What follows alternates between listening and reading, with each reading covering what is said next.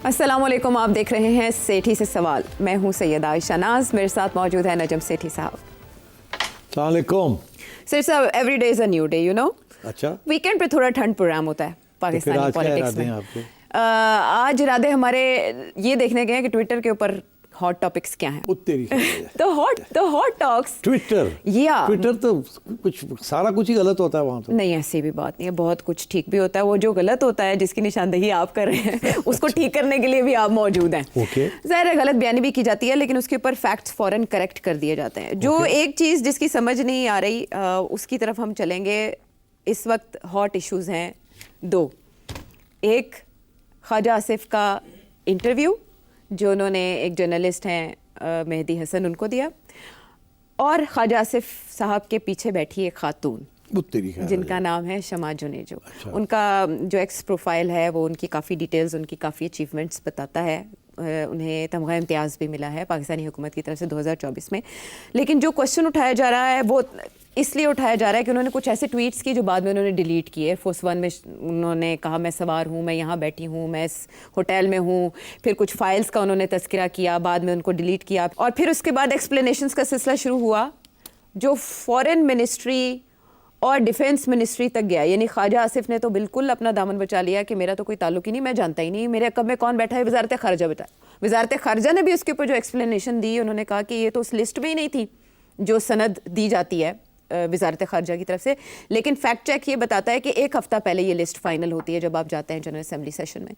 सो target इन खातून को इसलिए किया जा रहा है कि इससे पहले इनके कुछ प्रो इसराइल और प्रो नॉर्मलाइजेशन एजेंडा के हवाले से ट्वीट्स हैं हक में। तो मैं आपसे ये जानना चाहूँगी कि इज़ दिस नॉन इशू या इसके ऊपर बात वजह है? अब जहाँ भी कोई ख़वातीन इन्वॉल्व हो जाती हैं तो ख़बरें बन जाती हैं। ठीक है ना, ऑब्वियस है। तो अब ये खातून जो हैं इनको तमगा शमगा भी मिल गया है जी 2024 में। इसका ये मतलब है कि ये वेल नोन है to the government and its partners. हाँ, लेकिन तो दोनों कह रहे हैं हम जानते ही नहीं। तो जाहिर है फिर कोई तो झूठ बोल रहा है क्लियरली। अगर तमगा भी दिया आपने तो आप कैसे कह सकते हैं हम तो जानते ही नहीं इनको? पहली बात तो ये है। दूसरी बात ये है कि वो काफ़ी दलेरी के साथ वो अपनी अहमियत इस्टेब्लिश कर रही हैं कि मैं प्राइम मिनिस्टर के जहाज़ में भी गई हूँ और वगैरह वगैरह, और फिर वहाँ जाके यूएन में भी बैठी हुई हैं ख्वाजा साहब के पीछे। हाँ। और फिर उनकी तस्वीरें भी हैं इंटरनेट के ऊपर जी। कहीं उन्होंने शहबाज शरीफ साहब और ख्वाजा साहब के साथ एक तस्वीर है इकट्ठी, और अपनी कुछ फैमिली मेंबर्स हैं इनके ख्वाजा साहब के साथ। ख्वाजा साहब कहते हैं मैं जानता ही नहीं हूँ, मुझे पता ही कुछ नहीं। फॉरेन ऑफिस कहता है जी हम नाम लेने से कतरा रहे हैं, वो तो नाम भी नहीं लिया फॉरेन ऑफिस जी। वो शख्स जो पीछे बैठे हैं, पीछे तो बड़े लोग बैठे हुए हैं, मतलब बेवकूफ। Honestly I am shocked, it's just ridiculous. अच्छा, ये जो इस किस्म की बेवकूफ़ी किस्म की जो स्टेटमेंट्स आती हैं ना, whether it's from the foreign office और whether it's from Khawaja Asif, सीधी सी बात थी। कह रहा था यस प्राइम मिनिस्टर ने उनको बनाया है स्पेशल व्हाटएवर, और प्राइम मिनिस्टर के कहने के ऊपर उनको साथ लेके गए, ख़त्म हो गई बात। अब बात तो यहाँ ख़त्म हो जाती, तो दैट वुड बी ठीक है जी, प्राइम मिनिस्टर ने ओके किया, he has a prerogative, last minute पे वो ऐड कर सकते हैं, सारा जहाज़ जा रहा है उनका, वो ऐड कर सकते हैं, सब्ट्रैक्ट कर सकते हैं जी। तो व्हाट्स द बिग डील अगर किसी को ऐड कर लिया तो फॉरेन ऑफिस को भी इस किस्म का बयान देने की ज़रूरत नहीं थी, और ख्वाजा साहब को भी इस किस्म का बयान देने की ज़रूरत नहीं थी, बिकॉज दी एविडेंस जो है सारी वो इन दोनों के ख़िलाफ़ जाती है। कि आपका ख्याल है कि ये वहाँ यूनाइटेड नेशंस में हॉल के अंदर without the okay of the ambassador which means foreign office, ये वहाँ बैठ सकती थी? सवाल ही पैदा नहीं होता। तो सारा प्रोटोकॉल जो है जो कोऑर्डिनेट करते हो तो एम्बेसी करती है। सो ये कहना कि जी हमें तो पता ही कोई नहीं, तो यार ये क्या कर रहे हैं बेवकूफ़, one after the other. All they have to do is say yes she was invited, उनको जैसे वो कह रही हैं कि मुझे कोई स्पेशल टास्क दिया गया है, मतलब है कोई स्पीच राइटर तो खैर ओरिजिनल ड्राफ्ट तो फॉरेन ऑफिस लिखता है, उसके बाद प्राइम मिनिस्टर देखता है, वो किसी को दे देता है कि इसको ज़रा ठीक कर लो, इस पर क्या है क्या नहीं है। तो ये तो जब जो चीज़ स्पीच होती है वो तो 3-4 लोग उसको देखते हैं। मेरे हिसाब से ये जो स्पीच है जिसने भी लिखी है ओरिजिनल, उसके बाद तारिक फातमी ने तो ज़रूर देखी होगी.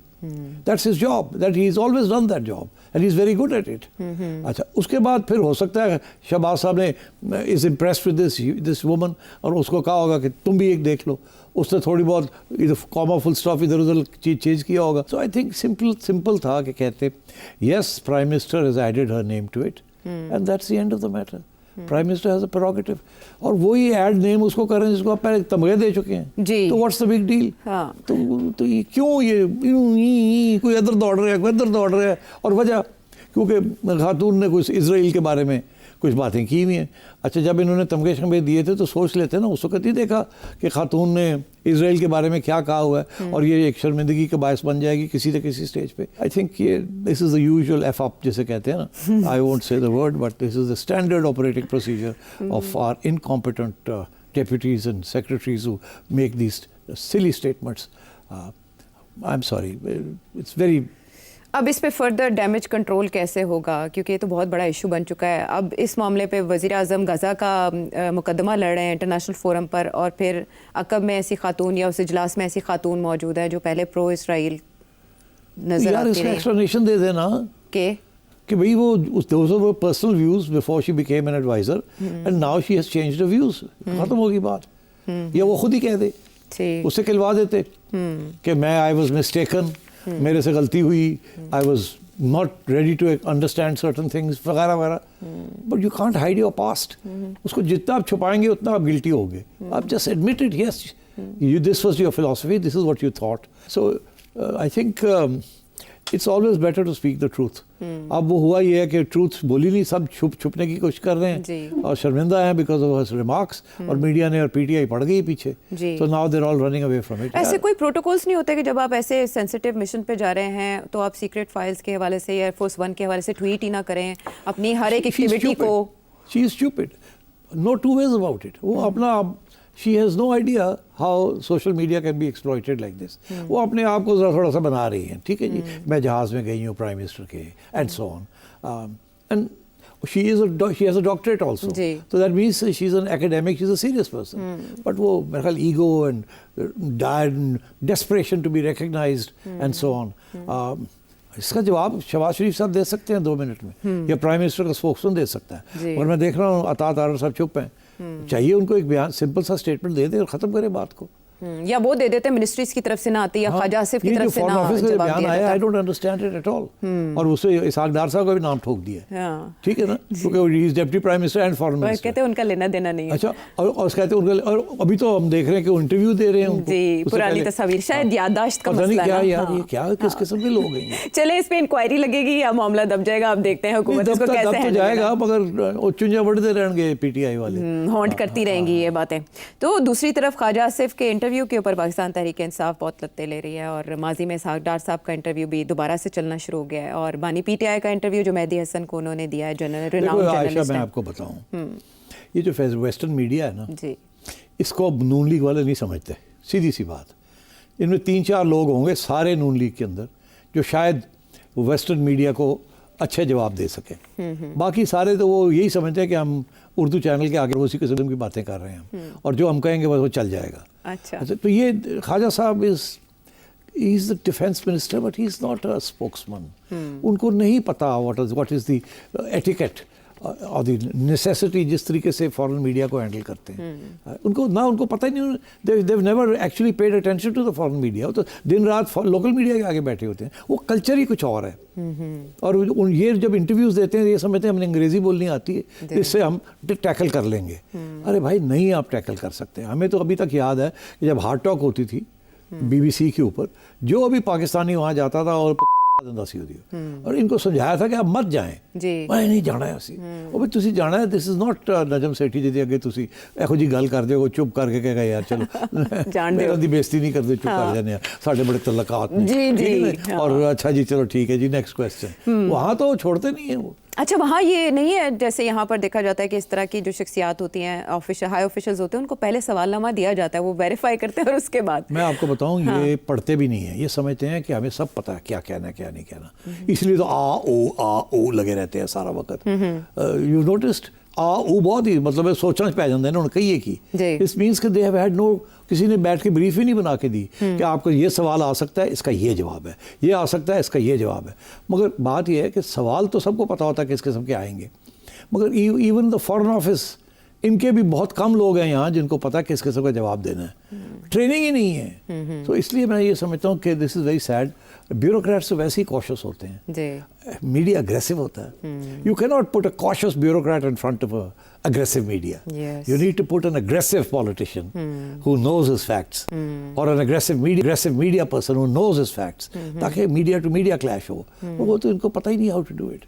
So मैं पहले भी एक दफ़ा ख्वाजा साहब ने कोई इंटरव्यू दी थी, यल्दा हाकिम। Yes, मैंने कहा था यार देखो क्यों, why is he, मैंने रेकमेंड भी किया 3-4 नून लीग के अंदर लोग हैं जो जवाब दे सकते हैं। कौन कौन? मैंने आपको याद होगा पहले भी मैंने नाम लिए थे, तो मैंने कहा था इनको बाहर भेजें। खुर्रम दस्तगीर साहब, मुसद्दिक मलिक साहब, Absolutely, they're top class. इनको कहे ना कि ये फॉरेन मीडिया के साथ। एहसन इकबाल साहब, Ehsan Iqbal, yes also, but I would prefer Ehsan Iqbal gets into propaganda. वो he's so used to being a politician that he gets into propaganda. ये मुसद्दक और ये जो है, इनको समझ आया कि वो जो पूछ रहा है अब किस तरीके से इसको तरीके से हैंडल करना है। प्रोपेगेंडा नहीं करना, कुछ हद तक सच एडमिट करना है, पर उसको ट्विस्ट देनी है। You can not admit to the truth. अब वो आपसे कहता है कि ये हाइब्रिड गवर्नमेंट है, डेमोक्रेसी तो नहीं है, तो इसका जवाब ये नहीं है नहीं ये तो बड़ी स्टेबल हो रही है कंट्री, और ये दैट्स नॉट द आंसर। अच्छा, अगर वो आप पूछ रहे हैं कि आप ज्यादा ताकतवर हैं या कोई और, तो फिर इसका जवाब क्या होना चाहिए था? The is always more powerful. The deep state is always more powerful, but that is why we're working together with them. इससे ज़्यादा बेहतर क्या हो सकता है? There is no confrontation, there is no disagreement, and we are working together for the good of the country. You should appreciate this rather than trying to teach us about democracy. And who, after all, are you to tell us about democracy in terms of the populism that is taking place in America and the fascism that is, and the right fascist parties that are blah blah blah blah blah. आप उड़ा के रखते हैं उनको, फारग करें उनको। आपको ले जाते हैं ना? नहीं छोड़ो ना, मैं तो ना ही जाऊँ तो चंगा, मैं वैसे कह रहा हूँ। You are missing there by the way. No. अच्छा, लेकिन क्या ज़रूरी है कि पॉलिटिशियंस ही इंटरव्यू दें, या आप फॉरेन ऑफिस से किसी को भी as a representative of Pakistan इस तरह के इंटरव्यूज़ के लिए तैयार करके ले जा सकते हैं? क्योंकि जो सवाल थे वो वाकई बहुत ट्रिकी थे और तैयारी भरपूर थी, updated, fully updated about his statements. पुराने ज़माने में वो हार्ड टॉक एक इंटरव्यू बीबीसी की होती थी। अच्छा, मैं हमेशा इन लोग पॉलिटिशियंस को कहता था मत जाना। अब नाम नहीं मैं लेता कौन कौन वहाँ गया और उसने किस किस की नहीं उतारी। अब भी है वो जो आप नाम नहीं ले सकते। वो तो खैर रिटायर हो गया, उसकी जगह पे कोई और आ गया, इनफैक्ट कोई खातून आ गई। But same thing, western media is not sympathetic to you, they are brutal and it's their job. उन्होंने आपसे प्लॉट्स नहीं लेने, उन्होंने आपसे टीवी नौकरियां नहीं लेनी, उन्होंने आपको पीटीवी में नौकरी नहीं लेनी। मजबूरियां चंद मारती हैं। उनका काम ही ये है to put you into a difficult and embarrassing situation. और मैं तो अभी भी ये कहूँगा कि गवर्नमेंट को चाहिए, they should be formal spokesman, जैसे Atta Tarar is a formal spokesman of the government. जी ठीक। अब defence ministry has frankly, I mean, again, this should be not the defense minister who's talking about these things. वो तो हर रोज TV पे बैठ के हर किस्म की बात कर रहे होते हैं। You're right. पाकिस्तान में तो अक्सर उनके बयानात, और ये पिछले दिनों में कंट्रोवर्शियल भी बहुत रहे हैं ख्वाजा से, तो उनके तो सितारे लगता है गर्दिश में हैं। वो जो इस्तीफे की खबरें एक बार उनकी आई तो शायद ख्वाजा साहब को तो फारग करना चाहिए फ्रैंकली। ख्वाजा साहब उनकी रिट ही नहीं है जहाँ जाके वो बैठ जाते हैं। लेकिन ये खुर्रम वगैरह को लेके आए, मुसद्दक को लेके आए, पीपल्स पार्टी से लेके आए, शहरी को कहें यार आज come on go and defend this hybrid government. Bilawal Bhutto को देख लें, करें ना, डिफेंड इट। बट नहीं, वो सारे कहने असी जाओगे, असी थाड़ी तस्वीर आएगी। इसके बाद सोशल मीडिया पर जो हंसी बन रही है या जो मजाक उड़ाया जा रहा है, इट्स एम्बैरेसिंग। और अच्छा, अफसोस इस बात का कि बेचारे शहबाज शरीफ साहब वो क्या करें, वो अगर चाहें भी ना कि ख्वाजा नू साइड पे करो जी, तो बड़ा मुश्किल है पॉलिटिकली। हाँ, पॉलिटिकली क्या, मुझे ख्वाजा इज मुंह फट की कहते हैं। हाँ जी, मुंह फट, वो हर किस्म की गल कर सकता है। तो कल नूं पै ना होवे कि असैम्बली से खड़े हो गए प्राइम मिनिस्टर नूं पै जाए। Khawaja is cannon, loose cannon, but there it is, he is the defence minister and he is a Noon League loyalist, and so therefore मैं समझता हूँ even Nawaz Sharif can't say anything to Khwaja, क्योंकि इनकी वो जो रिलेशनशिप है ना उसमें एक दूसरे को कन्फ्रंट नहीं करते, कभी एक दूसरे की तनकीद नहीं करते सामने बैठ के। तो आज अगर ख्वाजा साहब को साइडलाइन भी करना हो ना, तो किसी कोई माँ का लाल नहीं है पार्टी के अंदर जो नवाज शरीफ के साथ ख्वाजा ने कहा, ख्वाजा ऐ ना तू क्या कर, वोंट से इट। ये बड़ी रख रखाव और ये बड़े वफादारी के साथ चलते हैं, दूसरे के साथ पुराने ताल्लुकात निभाते हैं भाइयों के। They weigh in very heavily in political parties. ठीक है, चलें, ये ख्वाजा आसिफ का जो इंटरव्यू है वैसे तो पे वॉल पे है, लेकिन उसके जो एक्सर्प्ट्स हैं वो हिस्सा बन रहे हैं सोशल मीडिया पे एक और शख्सियत आजकल बहुत एक्टिव हो चुकी हैं, और कल के हवाले से तो उनकी रेलेवेंस और ज़्यादा बढ़ गई है। एशिया कप का फाइनल है, जानदार फाइनल, शानदार final, after so many years India and Pakistan दोनों फाइनल में उतर रहे हैं। अच्छा, तो अब क्या तुम शरारत करने वाली हो? आप दाएं बाएं देख कहा भी है मैं क्रिकेट पे बात नहीं करना चाहता, लोग नाराज हो जाते हैं मेरे से।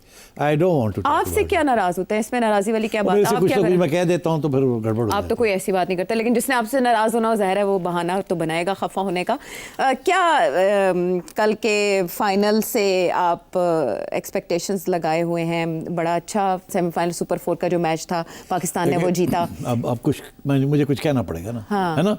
You want me to make a prediction? Yes, कल। अच्छा, मैं प्रेडिक्शन सेक्शन नहीं, मैं तो सिर्फ ये कहूँगा because cricket as this is a game of glorious uncertainties. ये एक ज़माने में उमर कुरैशी साहब और जमशेद माकर साहब जब कमेंट्री करते थे रेडियो के ऊपर, तो cricket is a game of glorious uncertainties. जब पिटाई हमारी हो रही होती थी ना तो ग्लोरियस अनसर्टेनिटीज शुरू हो जाती थी। अब भी ऐसा ही है। अभी ऐसे ही है। तो अब क्या है, ग्लोरियस अनसर्टेनिटी का मतलब है हम 70 पे भी आउट हो सकते हैं और 220 भी कर सकते हैं। तो that's what Pakistan is, which is why it's such an exciting team. इसकी तारीफ भी उतनी होती है जितनी गाली पड़ती है इसको, ठीक है? And all over the world foreign players कहते हैं कि the most exciting team is Pakistan on its own day.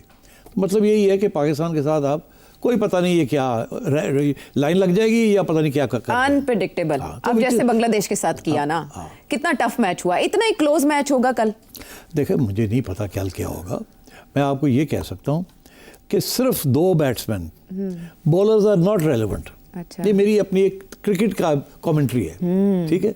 As a not as an expert but as a lay person who knows a little bit of what is happening in what has been happening in cricket.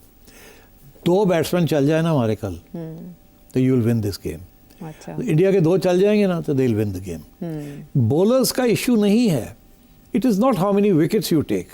Wicket take करना is not the way to win this. The way to win this is to keep the run rate down, ठीक? आप 9 विकेटों के ऊपर 220 बना लें तो आप जीत जाएंगे। आप 2 विकेटों के ऊपर 220 बना लें तो आप जीत जाएंगे। तो बात यह है, it is how much you score in 20 overs. Right. उसके लिए आपको 2 players have to get cracking, जिसे कहते हैं ना, चल जाना चाहिए। 2 को चलना चाहिए। 2 चल जाए, आपके 2 चल गए तो आपने पहाड़ बना देना रन्स का, साइकोलॉजिकल इंपैक्ट 2 ही कर जाएंगे। हाँ। उसके बाद 20, 30, 40 और रन जो है वो बाकी मिलके कर लें। मगर 2 का चलना बड़ा ज़रूरी है, और वो पहले 6 ओवर्स में बड़ा इंपॉर्टेंट है, ठीक? इंडिया वाले have mastered this art, England have mastered this art. उन्होंने सारी अपनी ट्रेनिंग ये की हुई है कि पहले जो वो ओवर्स होते हैं ना, वहाँ वो रिस्ट्रिक्टेड फील्ड होती है, तो उस वक्त all the big shots have to be made at that time, the risks have to be taken at that time. तो हमारे प्लेयर्स चले नहीं हैं, जिसके ऊपर ज़्यादा हमारी होप्स थी, वो चले नहीं, like Saim and Fakhar and so on, ठीक? अब मैं आपको बताऊं, क्या पाकिस्तान ने उनके जो 2 ओपनर्स हैं, अभिषेक और गिल, क्या उनको इन्होंने डिटेल में स्टडी किया है? उनके वीक पॉइंट्स कौन से हैं, स्ट्रॉन्ग पॉइंट्स कौन से हैं, उनको आउट कैसे करना है? या सिर्फ यही कि जी वो आ रहे हैं और इन बॉलर्स को कहा है कि तू आउट करो इन्होंने? You have to have studied their strong points and weak points and go in there with a target कि इन दोनों को हमने आउट करना है और इस किस्म की बॉलिंग करनी है, इस किस्म की फील्ड प्लेसिंग करनी है। वो मुझे लगता है जब भी मैं देखता हूँ ना कि वो बॉलर आ रहा है और जो उसका दिल चाह रहा है वो बना रहा है। हाँ। कभी बाउंसर कर रहा है, कभी ये कर रहा है, कोई कंसिस्टेंसी नहीं है, कोई उन्हें लगता है ऐसे उनको बताया ही नहीं गया कि क्या करना है, बस ये है कि जी बैठ जाओ। हाँ। मगर बात ये मैच देखेंगे आप? नहीं, मैच तो देखेंगे और ऐसे करके बैठे होंगे। अच्छा, क्या पता आप पाकिस्तान जिंदाबाद लगा रहे हैं। ये भी मैंने नोटिस किया कि जो फील्ड प्लेसिंग है, कैप्टन फील्ड प्लेसिंग कर देता है और बॉलर आके शुरू हो जाता है, और इतने शॉट्स खेले लोगों ने जब हम बॉलिंग कर रहे थे कि वो बॉल जो है वो फील्डर्स के दरमियान जाके गिरता था, विच मीन्स कि your field placing is not according to your bowler bowler को आपने जो इंस्ट्रक्शन दिए उसके मुताबिक फील्ड प्लेसिंग होनी चाहिए ना, बिकॉज आपको पता होना चाहिए कि जब इसको हिट करेगा दूसरा बंदा तो ये लाइकलीहुड है कि ये यहाँ जाएगा या आगे चला जाएगा, ये जहाँ जाएगा। अगर बैट के नीचे लगा है तो थोड़ा पैच पीछे रह जाएगा, सेंटर में लगा तो ठीक ठाक स्ट्रोक होगी, क्रॉस बाउंड्री। तो मगर इतने कैचेस जो थे they were in between fielders which meant that the bowler is not bowling to his field. तो क्या कैप्टन ने जाके समझाया उसको कि यार तू की गेंदा करा रहे हैं, तनु क्या सी। अब आइडियल मैंने कल देख रहा था द इंडियंस अगेंस्ट श्रीलंका, तो उनका जो बॉलर था अर्शदीप सिंह, तो वो उसकी बॉलिंग आपने देखी कितनी ब्रिलियंट थी। एक गेंद नहीं सीधा कराया, वो विकेट लेने के स्टंप्स के ऊपर नहीं बॉल कर रहा था, अच्छा वो आउटसाइड बॉल कर रहा था कि आप आए मारे मुझे, बिकॉज इसीलिए उसकी वाइड हो रही थी। ओह अच्छा, इसलिए बाहर गेंद फेंक रहा था। तो उसे पता था कि इसके लिए जब भी ये आगे होके मारने की कोशिश करेंगे तो ये पूरा बैट नहीं आएगा उसके ऊपर, या तो वो निकल जाएगा गेंद, इनसे लगेगा नहीं, या आएगा तो पूरा बैट नहीं आएगा, मुश्किल हो जाएगा। और फिर जब लगेगा भी तो it will be on the off side और the on side depending on whether you are left handed और राइट हैंडेड। तो उसके तरीके से वो कर रहा था। वो 2 वाइड्स दी, हमारे लोग होते तो शोर पड़ जाता था, ओए वाइड्स दे रहा है, ओए गाला। वो ही डिडंट माइंड कि मेरी एक रन ले लें ये वाइड के ऊपर, ठीक, but at least I am not going to allow the batsman to hit. और उसने 1-2 सीधे बॉल कराया तो हमारे लोगों ने, और श्रीलंका ने उठा के 6 मार दिया। So you know these are things that coaches teach, this is the training you get, specially in death overs like this. और फिर आपने देखा वो जो आखिरी ओवर था जिसमें वो दोनों ने खेलना था, how brilliantly the Indian bowler ने जो बॉलिंग की and according to the field. So I think इस किस्म की ट्रेनिंग इनकी साइकोलॉजिकल एजुकेशन देनी होनी चाहिए। But at the end of the day मैं ये कहूँगा कि हमारे 2 ओपनर्स या उसके बाद जो 1 डाउन पे जो आता है, ये 3 बैट्समैन के अंदर अगर ये हमें 100 से ऊपर ले जाएं, we have a good chance of winning. और अगर ये शुरू में ये फारग हो गए तो then you will see what the Indians do. और ये डिपेंड ये भी करता है कि टॉस कौन जीता है और उसके बाद दोनों क्या-क्या फैसला करते हैं, उनके पेश नज़र क्या है। गुड मैच, अगर हम जीत गए तो जाहिर है there will be celebrations all over. या क्लोज कंपटीशन भी हुआ तो तब भी बहुत अच्छी बात है, बड़ा अच्छा मुकाबला होगा। कंपटीशन, बट हम दिल में तो कहते हैं मारो है ना। और फिर कुछ लोग तो ये भी कहते हैं इतनी क्लोज भी ना करो, हार्ट बीट जो है डगमगाना शुरू हो जाती है। लेकिन इंडियंस ये समझते हैं ना कि ये अब वन साइडेड हो चुका है मुकाबला, तो अगर टफ कंपटीशन होगा तो ये जवाब तो मिलेगा। नहीं, मेरा ख्याल है पहले उनका यही बयान था ना कि कोई कंपटीशन ही नहीं है। जी, यही कहते थे हाँ, कि हमारी तो क्लब टीम भी आ गई तो पाकिस्तान को हरा देगी अकॉर्डिंग टू दैट। हम जीत गए ना जी, तो इसके साथ थोड़ी सी वहाँ ये होगी, फिर शुरू हो गए ना। Because you see champions trophy जब 2017 में हुई थी जी, पहला मैच ही इंडिया के साथ था हमारा और पिटाई हो गई जी, और वी प्लेड वेरी बैडली।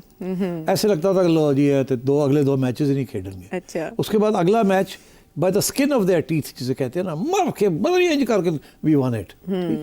उसके बाद it kept getting better and better. हमने 5 मैचेस इन अ रो जीते when we went to the champions trophy. जब हम चैंपियंस ट्रॉफी पढ़े थे ऐसे जैसे हम थे कि अब होना आ जाओ, केड़ा है, ठीक है, and we were wonderful, we won that champions trophy. But कल भी यही 2, अब हमने हार गए, उसके बाद 2 हमने जीत लिए, अब तीसरा है, तो let's see whether they go there with the wind in their tail. देखिए मैच की डिस्कशन से सेठी साहब में भी बिजली भर गई है, तो हम उम्मीद करते हैं कि कल टीम भी ऐसे ही परफॉर्म करेगी जिस तरह से सेठी साहब का जज्बा इस वक्त बोल रहा है। वापस आते हैं एक ब्रेक के बाद। चलो,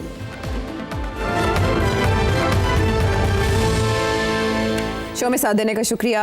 जैसे आप ट्विटर पे खामोश रहते हैं, आप थोड़ा सा बोलें, इसी तरह से मोहसिन नकवी साहब भी बड़े अरसे की खामोशी के बाद अचानक बोलना शुरू हुए। अलीमा खान साहिबा पर जब अंडे फेंकने की वारदात हुई, इसके बाद उन्होंने कुछ ट्वीट्स करने शुरू किए और एक बात उन्होंने क्वेश्चन किया कि डील की जो ऑफ़र लेकर गया जेल में, आप उस बंदे का नाम बताएं। उस पर लोगों ने जवाब देने शुरू किए। पाकिस्तान तहरीक इंसाफ की अपनी जगह पर है, लेकिन 4 घंटे पहले 5 घंटे पहले उनकी एक ट्वीट है कि how much more time do you need to explain the reasons behind your balancing act.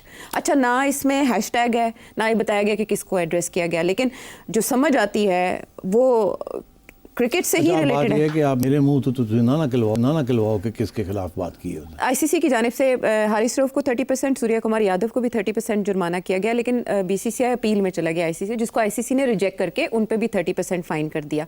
और इसके अलावा साहिबजादा फरहान पाकिस्तान की जो प्लेयर है उनको वार्निंग दी गई थी। मोहसिन नकवी साहब ने ट्वीट किया जो मुझे लगता है प्रॉबेबली मुबैना तौर पर वो इसी मामले से रिलेटेड है और वो इसी में बैलेंसिंग एक्ट की बात करें। हाँ जाहिर है, बट यू सी उन्होंने इनडायरेक्टली सी बात की है ना, डायरेक्टली बात नहीं की। इसकी क्या वजह, यानी ये डायरेक्ट नहीं कह सकते तो इसमें डायरेक्ट कहने के भी तरीके होते हैं, कह सकते हैं, मगर मेरा ख्याल है इस वक्त काफ़ी सेंसिटिविटीज़ हैं।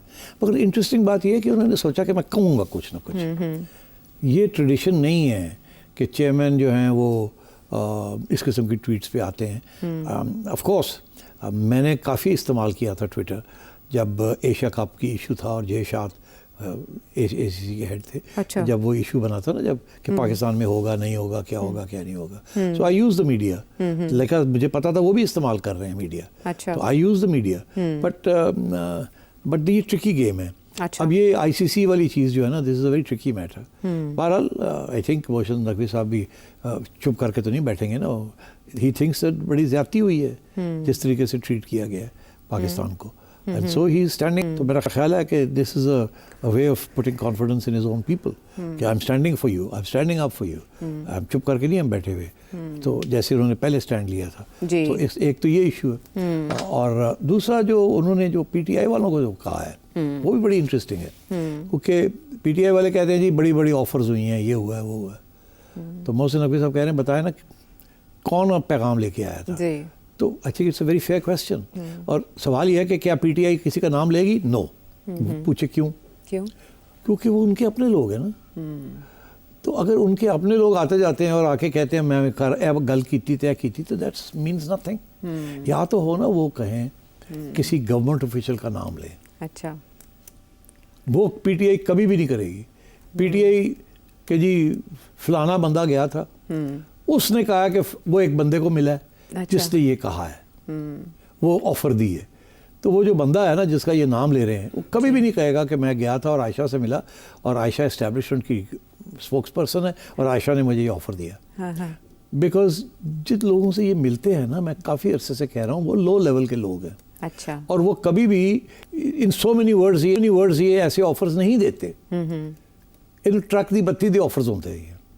ठीक, तो पहले भी जैसे लॉलीपॉप, लॉलीपॉप्स होती हैं। मगर ये जो लोग लेके आते हैं ना पैगाम PTI वाले अपने, वो अपनी हैसियत बनाने के लिए खान साहब के आगे कि हमारे बड़े कॉन्टैक्ट्स हैं, अच्छा। हमारे हैं, हम जा रहे हैं, कोई अमेरिका तो आ रहे हैं, कोई इधर जा रहे हैं, वो ये अपनी हैसियत के लिए, अहमियत के लिए ये करते हैं। So that is why PTI किसी का नाम नहीं लेगी कि हमें ख्वाजा आसिफ ने ये ऑफ़र दी या फलाने ने, ऐसे कभी नहीं करेगी। तो आई थिंक मोहसिन नकवी साहब ने सही कहा कि अच्छा ये बात है, बताओ किसने तो आपको ऑफ़र दी है। तो क्यों बैरिस्टर साहब कह रहे हैं कि अगर हमने नाम बता दिया तो आपको शर्मिंदगी होगी? नहीं, आपको ले तो सही ये अगेन।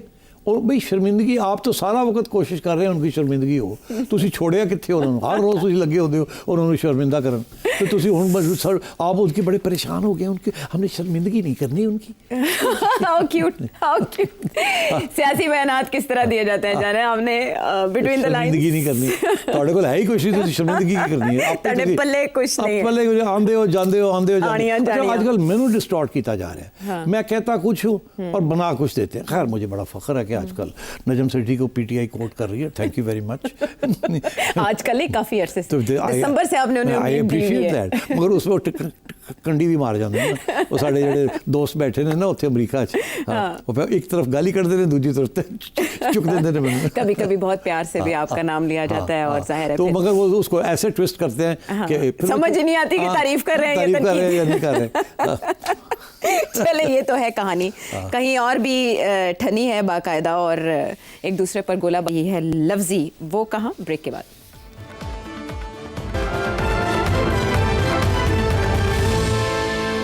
शो में साथ देने का शुक्रिया। नंबर ऑफ क्वेश्चंस और इवन इंडिया से, हरियाणा से विकास ने भी क्वेश्चन भेजा है, लेकिन वक्त की कमी के बायस उनके सवाल का जवाब जो है वो लॉन्ग थोड़ा एक्सप्लेन करना पड़ेगा। एक व्यूवर हैं, वो क्या जानना चाह रहे हैं? पंजाब में मोहतरमा मरीम नवाज साहबा बड़ा एफर्ट कर रही हैं, भाग दौड़ कर रही हैं और बहुत सारे इदारों में उन्होंने काफ़ी सारे चेंजेस भी की हुई हैं और अच्छा रिजल्ट आ रहा है पंजाब में। तो प्लीज़ को पंजाब पे ख़ास तौर पे कोई प्रोग्राम करने और पंजाब के बारे में बताएं, पहले वाले पंजाब में अब वाले पंजाब में क्या फ़र्क है। और मरीम नवाज शरीफ साहबा जो इतनी एफर्ट कर रही हैं, क्या वाकई वो कामयाब हो रही हैं या सिर्फ मीडिया पे दिखाया जा रहा है? क्या यकीनी तौर पे वो कामयाब हो रही हैं कि नहीं है?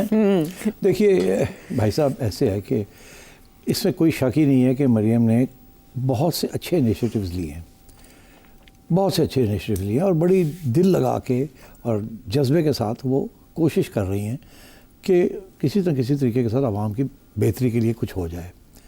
एक इनिशिएटिव के बाद दूसरा, दूसरे के बाद तीसरा, दिन रात मेहनत कर रही हैं, इसमें कोई शक नहीं।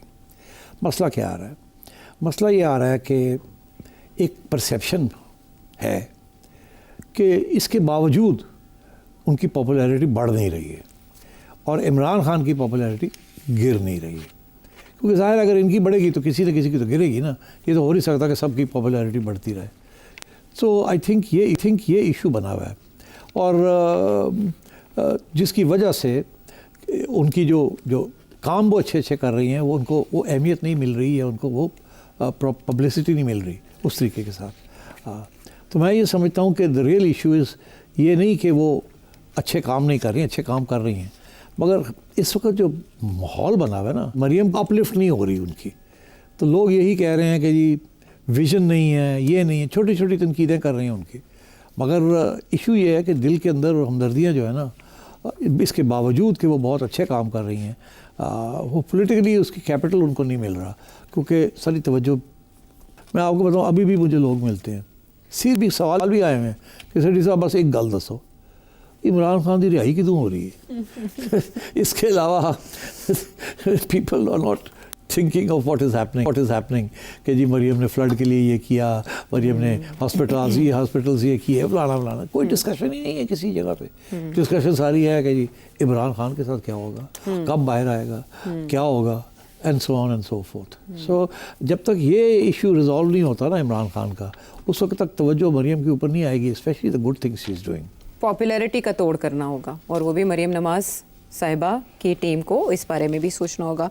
आसिफ इकबाल से, रामिस इटली से, एहसान वज़ीर वज़ीरिस्तान से, इशफाक भुट्टा मुल्तान से और शहरयार अमेरिका से। इसके अलावा भी बहुत से नाम हैं। आपके सवाल हमारे सर आंखों पर, लेकिन आइंदा प्रोग्राम्स में ज़रूर शामिल करेंगे। हमेशा ये वादे करती हो और फिर फजूल से सवाल मुझे पूछना शुरू कर दे। लोगों के सवाल दिया करो ना यार। अच्छा, ऐसे करेंगे कि अलग से भी एक प्रोग्राम शुरू करेंगे जो आपके जितने सवाल रह गए उन सब पे मबनी होगा और वक्त ज़रूर देंगे और महफूज करते जा रहे हैं। जी बिल्कुल ठीक, बिल्कुल आपकी रिक्वेस्ट भी हमने नोट कर ली है। आइंदा प्रोग्राम तक के लिए इजाज़त है। Have a nice weekend.